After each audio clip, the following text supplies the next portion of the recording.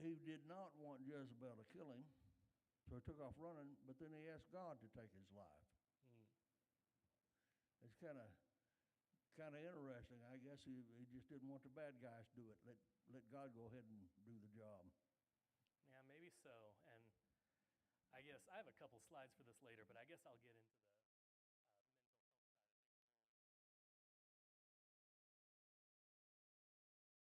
Sugarcoat that. I see someone, and maybe that's because I've fought with depression in my own life. Maybe I'm projecting. I see someone who is depressed with his lot in life. He is facing his own mind here, and the circumstances around him have certainly made that worse.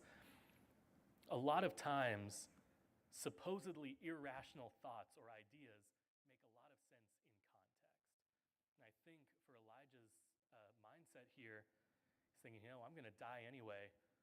Might as well be God that does it to me, or I might as well die here on my own terms. These ideas, these mindsets or thoughts that we would think of as irrational, they make sense. They're just in a life that doesn't make sense if that's not complete poppycock to anyone else. So let's read, okay, I'm getting my mind and my PowerPoint out of order, but when I look at what Elijah says here, and if we look at the entirety of this conversation that he has with God, we'll read through the rest of the chapter as we go. But I am reminded, and maybe my mind goes here because of the series that we just had, but I'm reminded of one of my favorite psalms. This comes from the 12th Psalm. It reads, "Save, O Lord, for the godly one is gone, for the faithful have vanished from among the children of man. Everyone utters lies to his neighbor, with flattering lips and a double heart they speak. May the Lord cut off all flattering lips, the tongue that makes great boasts. Those who say, with our tongue we will prevail, our lips are with us, who is master over us?" If you're reading in, I believe it's the New King James, the title given to the 12th Psalm is "The Godly or the Faithful Have Vanished." And I think that's how Elijah is feeling here. If we look further down, let's read verse 10 of 1 Kings 19. It reads, "He said, I have been very jealous for the Lord, the God of hosts, for the people of Israel have forsaken your covenant, thrown down your altars, and killed your prophets with the sword." And listen close to this part. "And I, even I only, am left, and they seek my life to take it away." Elijah truly feels like he is the only righteous person left in the world at this point. And we might look at him and say, well, that's ridiculous. He should know that there are other prophets working. We have books written by or written about other prophets who are working at the same time. And so we might look at Elijah and say, well, of course, you're not the only godly one left. But if we put ourselves in his shoes, it's not hard to feel alone. And so I look back at this psalm, and this is a psalm written by David, but I think it captures the idea that Elijah is feeling here, the idea that there's no one left who cares the same way that I care, the idea that there's no one left who is faithful in the same way that I'm faithful. And I'm sure that we've felt that way as well.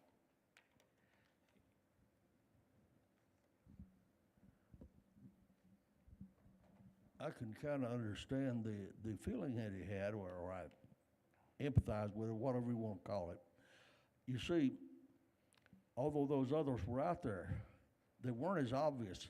He was the one that Ahab and Jezebel were chasing, wanting to kill, and those others were a little more open with what they're doing. How he failed to know about them, I don't know. But he was the one whose name was on the wanted poster. That's true. He was, in a lot of ways, the face of the movement at this point. And I would go so far as to say, I think he probably knew that they were out there.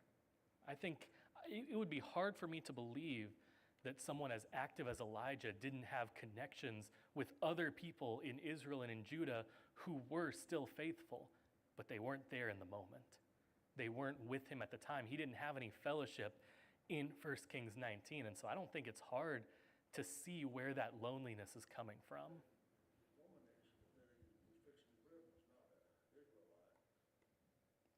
That's true. That's, I believe this is back in 1 Kings 19, or 17 rather. And yeah, Elijah is called to a place called Zarephath. Now, I'm not good at modern day geography. I'm certainly not good at biblical geography. I'm going to share the story because if I don't, Mallory will. So for those who don't know, Mallory and I went on vacation earlier this year, and we got an amazing chance to go to London to visit some friends. And we wanted to, while we were overseas, we wanted to visit another place in Europe. And at first we were going to go to Paris because, it's Paris, the city of romance. But that's really expensive, and quite frankly, my love has a price tag lower than that. So we instead decided we were going to go to Belgium. People are going to make fun of me for this. I learned in the year of our Lord 2024 that Belgium is a country and not a city in Germany. I believed for 24 years of my life that Belgium was a city in Germany. And when we got over there and I told our friends who were living there, they said, well, did you not know that Belgium has cities in it? And I said, I thought Brussels was a city in Germany too. So I'm bad at geography. Don't ask me where Zarephath is. If you give me a map, I can't tell you. I'll point to the Americas. I don't know. But we know if we read 1 Kings 17, verse 9, arise, go to Zarephath, which belongs that Elijah has made that we've read about, are not Israelites. Now, we don't know the faith of that widow. We don't know what happened in her life before or after, but it continues to illustrate the point that at this point, when we're picking up on Elijah in 1 Kings 19, he is quite possibly one of the loneliest characters in the Bible we ever read about. 1 Kings 19, verses 5 through 8. This is a big one. This is where we're going to spend the bulk of our time. Well, I shouldn't say that. 5 and after. And he lay down and slept under a broom tree. And behold, an angel touched him and said to him, arise and eat. And he looked, and behold, there was at his head a cake baked on hot stones and a jar of water. And he ate and drank and lay down again. And the angel of the Lord came again a second time and touched him and said, arise and eat, for the journey is too great for you. And he arose and ate and drank and went in the strength of that food 40 days and 40 nights to Horeb, the mount of God. Now we're going to pick up after there in verse 9, but I want to make a very clear point here, and I'm going to share a little bit professionally before I jump into what I have to say about this passage. So for those who don't know, I'm in the counseling field, and I work with people of very different faiths. I work with a lot of Christians because we live in the Bible Belt, but I've also worked with agnostics, atheists, Muslims. I have worked with people who believe very similar to me and people who believe very differently to me. And one of the things, whenever I'm working with Christians, that gets brought up a lot more often than I would think is this passage here, where Elijah is feeling, as I've said, more lonely, persecuted, depressed, whatever word you want to throw in there. Elijah is at the lowest low of his life, and God's advice to him is, take a nap and get something to eat. This is the advice that I have to give people all the time. Take care of yourself. Meet your own needs, right? Anyone seen those commercials, you're not you when you're hungry, right? You're grumpy, eat a Snickers. Mallory says that to me a lot, except she tells me you're grumpy, get out of my face. And then I go and eat some pudding and I feel better. But it's true, when we are not taking care of ourselves, when we're not getting enough sleep, when we're not eating right, our mood changes significantly. And in this passage, we get the clearest time in the entire Bible, but there are certainly other places where we can see it, the clearest time that God prioritizes the physical well-being of his people over their spiritual well-being. God has words to say to Elijah about his running away from Jezebel and his future in ministry, but before any of that can happen, Elijah's got to get something to eat. He's got to take a nap. He's got to get to a point where he is physically able to take what God's about to say to him. If anyone has not seen this, congratulations, you didn't take a psychology class in high school or college, because this is one of the most famous images in my entire field. It's Maslow's hierarchy of needs, and basically the idea of it is, look, everyone at some point in their life needs a sense of belonging, a sense of family. Everyone needs to feel like they have other people who care about them. But that doesn't matter if you're starving, right? And so the idea of the hierarchy of needs is, oh, I pressed the wrong thing. Sorry, can we get the slideshow back up? That one's totally on me. If anyone has any rotten tomatoes that you want to throw at me, I will run away. We have to meet our physiological needs, the physical things that we need to survive before we can care about anything else. And God's been telling us this since the time that Kings was written.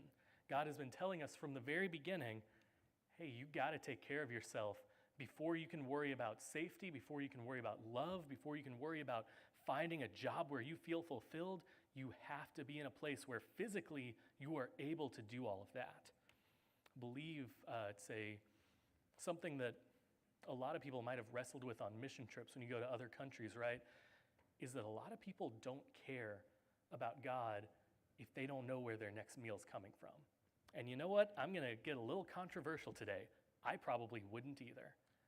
I'm not saying that God does not matter to me. I'm not saying that my faith is not the most important part of my life. I'm saying that if I were physically starving to the point that my body had started eating itself, like a lot of people living in our world today are, I don't think I would care enough to open the Bible and pray for help. That is just a reality of our world, that there are people who do not physically have the capability to care about Christianity right now. And it's not our job to go and convince them how important it is. It's our job to feed them. Every time that Jesus enters a city in the New Testament, we see it time and time again. The first thing he does not go to the synagogues first. He does not start preaching first. He starts healing people. He starts taking care of those in need. We see multiple times in the Gospels, Jesus will, the miracle with the 5,000 people that he fed on the hill, that comes in the book of Luke, I believe. That miracle comes right before a sermon does. I don't think it's coincidental that Jesus chooses to feed his followers before he chooses to preach to them. And so I say all this to say, let's understand when we are dealing with other people, when we're helping other people, there are certain needs that need to be met before we can even open up a conversation about God. And once they're taken care of, absolutely, let's evangelize, let's sit with them and pray with them and teach them about the Bible. We can't do that if they're too hungry to listen to us. So with that all, actually, before we jump here, let's open it up for a little bit of conversation. Anyone have any thoughts or comments or arguments? If anyone disagrees with me, I'm in a debate mood tonight. Anyone have anything to add or to comment on what we've talked about so far?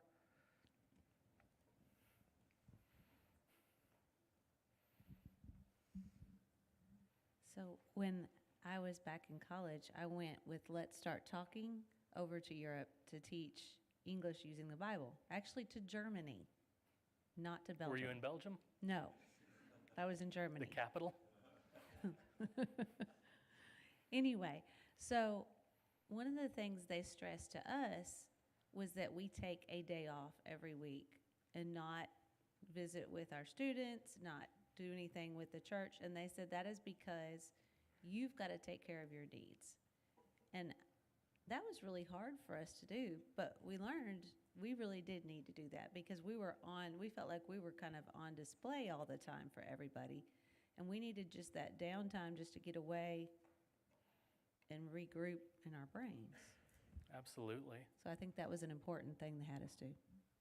Absolutely. I took a training recently with someone local in the field, and she said something that has stuck with me ever since. She said, every good counselor sees a counselor because we can't help other people if we're not trying to help ourselves.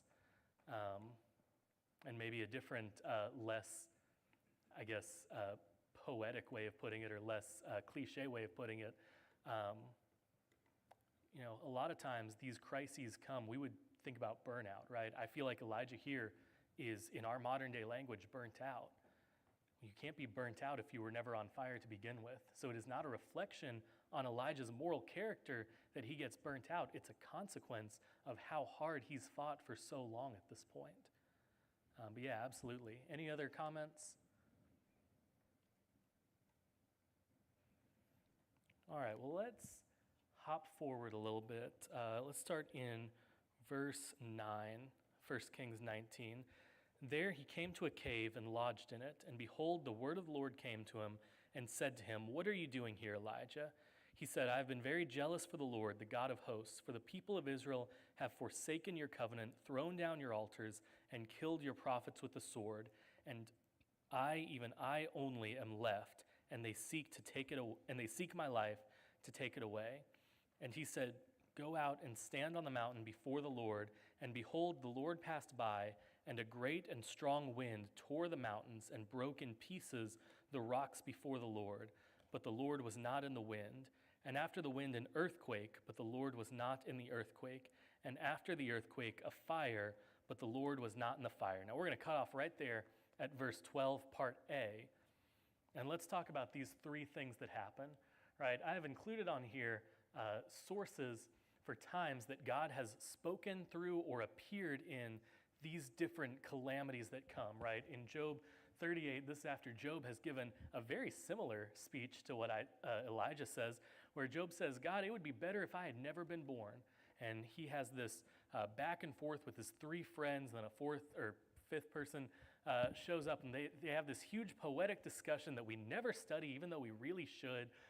But at the end of it, in Job chapter 38, God appears out of a huge whirlwind that comes. In Acts chapter 2, verse 2, the Spirit comes on the apostles as they're in the upper room, and it comes in the form of a great wind. We don't have time tonight to get into the fact that in both Greek and Hebrew, the two main biblical languages, the words for spirit and wind are the exact same words in both of them. In Hebrew, it's the word ruach, and you do have to do the part. It's not ruach, it's ruach. And in Greek, it's the word pneumos, I believe. But we don't have time to get into all of that. But we have two stories here, or two scenes in the Bible where God appears or acts through a great wind. We have in Amos chapter 1, verse 1. This is in the time, I believe, following the Israelite captivity in Assyria.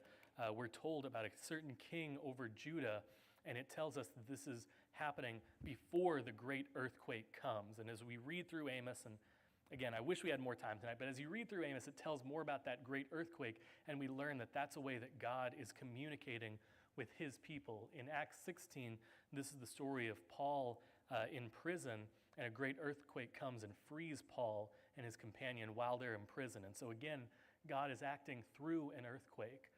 There are two instances I could think of where God acts through fire. Exodus 13 is probably one of the most obvious ways that God presents himself in fire in the entire Bible. It's the pillar of fire that led the Israelites by night, right? By day it was a pillar of smoke, by night it was a pillar of fire. That is literally God taking presence on the earth, taking form as fire. But then of course we also have Exodus chapter 3, where God speaks to Moses through the burning bush.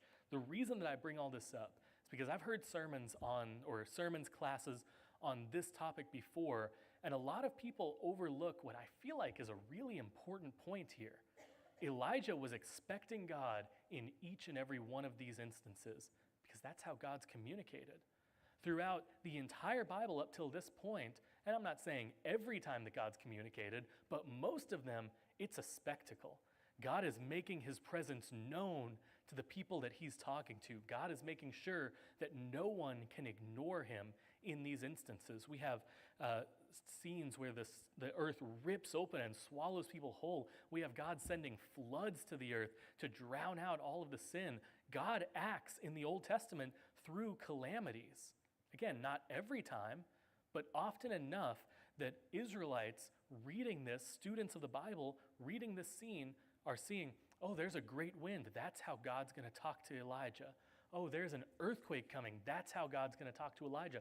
Oh, there's a great fire coming. That's how God's going to communicate. And then we get to 1 Kings 19, verse 12, part 2. But the Lord was not in the fire, and after the fire, a still small voice. This is what people usually focus on. They focus on the way God actually does communicate, but I think it's equally important to see the way God chooses not to communicate. But God comes to Elijah. He comes to him in a still small voice. And if we read, starting in verse 13, and when Elijah heard it, he wrapped his face in his cloak and went out and stood at the entrance of the cave. And behold, there came a voice to him and said, "What are you doing here, Elijah?" He said, and notice he's using the same words here. He said, "I have been very jealous for the Lord, the God of hosts, for the people of Israel have forsaken your covenant, thrown down your altars and killed your prophets with the sword, and I, even I only, am left, and they seek my life to take it away. Verse 15, and the Lord said to him, Go, return your way to the wilderness of Damascus, and when you arrive, you shall anoint Hazael to be king over Syria, and Jehu, the son of Nimshi, I don't know how that's actually pronounced, but I'm saying Nimshi, you shall anoint to be king over Israel, and Elisha, the son of Shaphat of Abel Meholah, you shall anoint to be prophet in your place. And so God finally does communicate with Elijah, and he says, hey, there's more work for you to do. But notice at the end here, God very obviously says, and you're anointing Elisha to take your place. I got 3 things to say real quick, and then I'll start wrapping up, and then we might have a little bit more time for discussion. First off, God never denies how hard Elijah has worked for him. And that's big to me, because Elijah, he says the exact same thing twice here. To me, that is the Bible calling our attention to the fact that Elijah is right. He has been zealous. He has been passionate. He has worked for God so much for at least 3 full years at this point, but likely longer than that. And God doesn't deny that. He doesn't belittle that. God doesn't ignore what Elijah has done.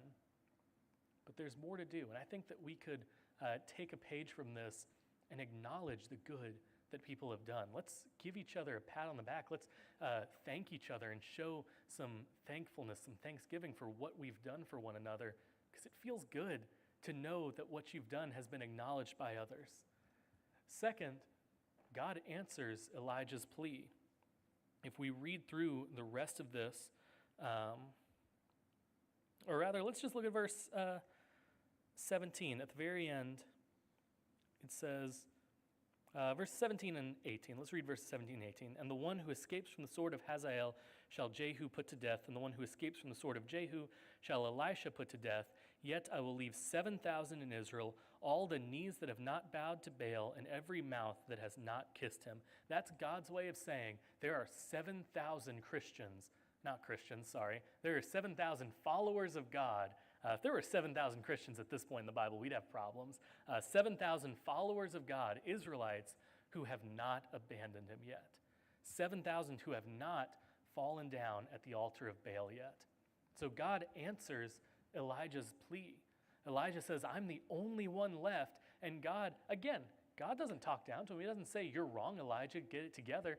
He says, there are 7,000 more that I'm going to bring you to.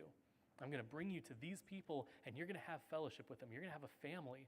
You're going to have people that think the same as you and worship the same as you, and people that will help you be stronger.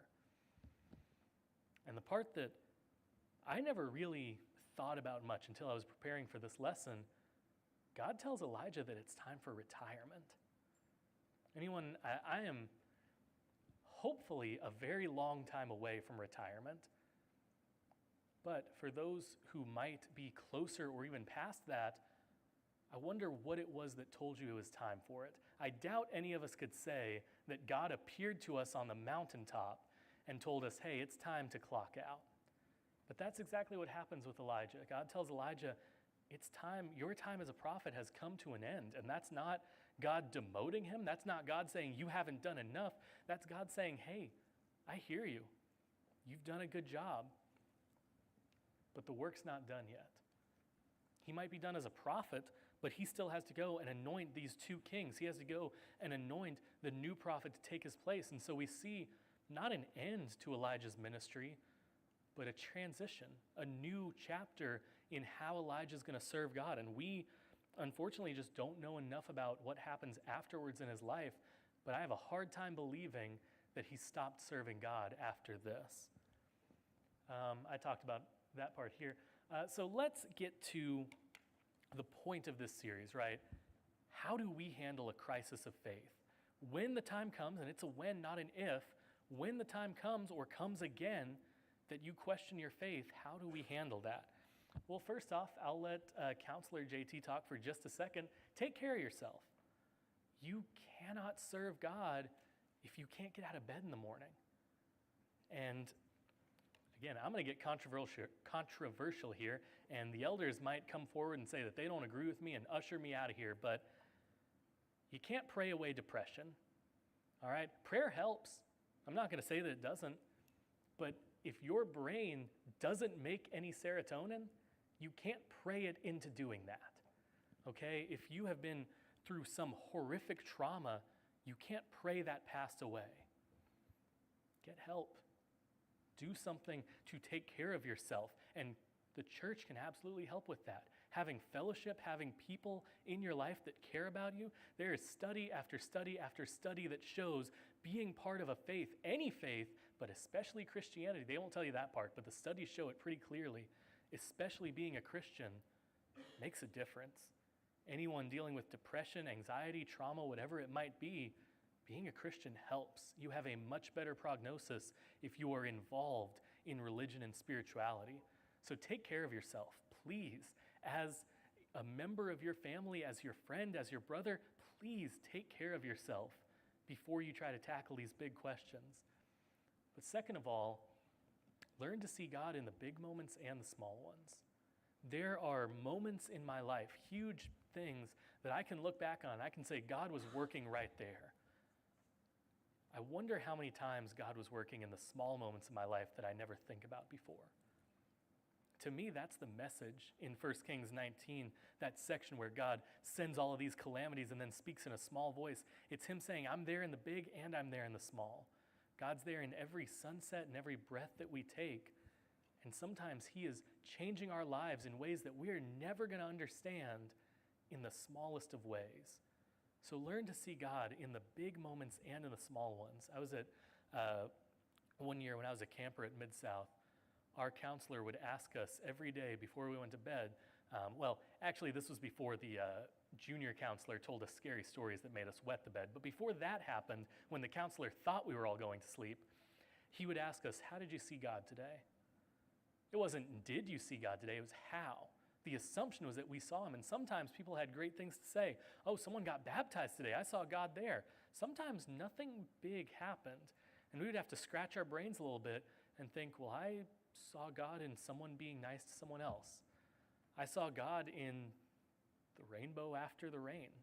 I saw God in little ways because he's there just as much as he is in the big life-changing moments. And finally, sometimes our lives change. And we might not like change. I know I have a lot of very close friends that don't like change. Sometimes I don't like change. But sometimes God is calling us to make a change for the better. I'll let this one speak for itself because I think we see in Elijah's life that God forced Elijah or led him into a huge life change because God knew that that was what was best for him. So with the 5 minutes that we have left, I want to just kind of open it up and end with asking you guys, what do you see in Elijah's life that changes the way you think about these issues? How, based on Elijah, would you handle a faith-shaking event?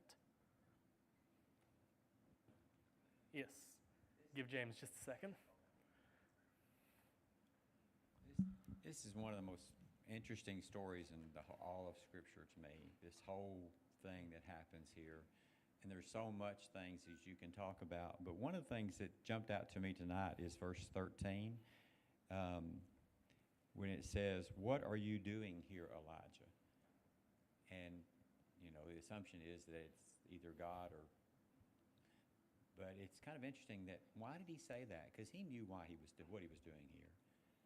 And when Elijah had already said it once before, as you said, so why is that there? And I think that and I've never thought about this until tonight, but I think that's there to say, talk to God, pray to God. And then what's really, what I had written in my Bible sometime in the past, God listens. Because God asked him, why are you here? He tells him, and then God immediately goes talking to Elijah and tells him everything, more of the stuff that Elijah didn't know. So God knows stuff that I don't know, and he still wants me to talk to him. He still wants me to pray to him. Even though I may have done it before, he wants to hear. God wants to hear, and God listens. Absolutely.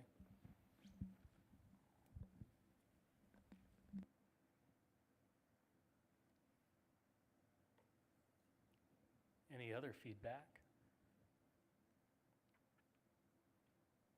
One more thing on the fire. All right, absolutely.